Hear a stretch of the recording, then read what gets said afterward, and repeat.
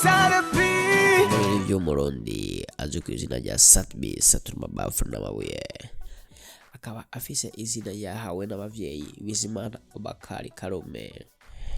Bizimana Abakari Karume yavutse umwaka w'igihumbi kimwe n'amajana 989 mu kw'icumi na kabiri itariki indwi.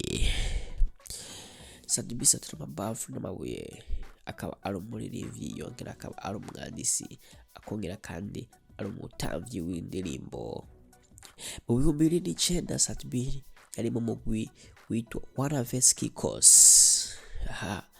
Umugwi wakoze byinshi cyane, umugwi wo mu Kanyosha.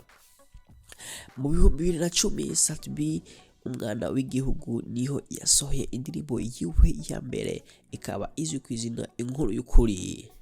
Inkuru y'ukuri akaba yaririmbye hamwe na groupe yitwa Indimu. Indimu ni groupe twakunda cyane abakunzi b'indirimbo zo mu Burundi, ngira ngo murariruka umugwi w'Indimu. Indimu wari umugwi mwiza cyane, reka tubandanye. Satbi satura amabafu n'amabuye akaba ari umurapere, akongera ari umu R&B kuko yararapa akongera akaririmba R&B.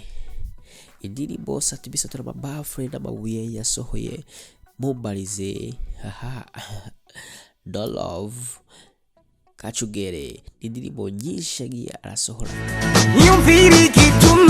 Bizimana Abakari Bizimana Abakari Karume akaba yaramenyekanye cyane mu Rwanda, Uganda n'ibindi bihugu.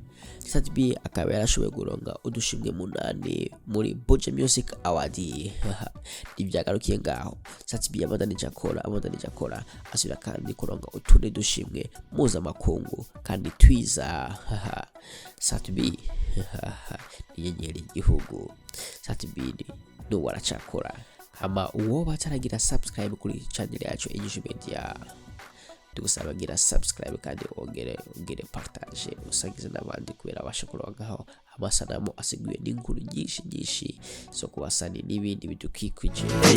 Gitegereje ariko nibutse gutanga igikorwa cy'igishingana ufyonda gakengeri uzobashe kuronka amasanamu yacu meza kandi asiguye n'inkuru nyinshi zitangaje ziryoshe n'igisozi zidukikije. Murakoze cyane, turabakunda, bye.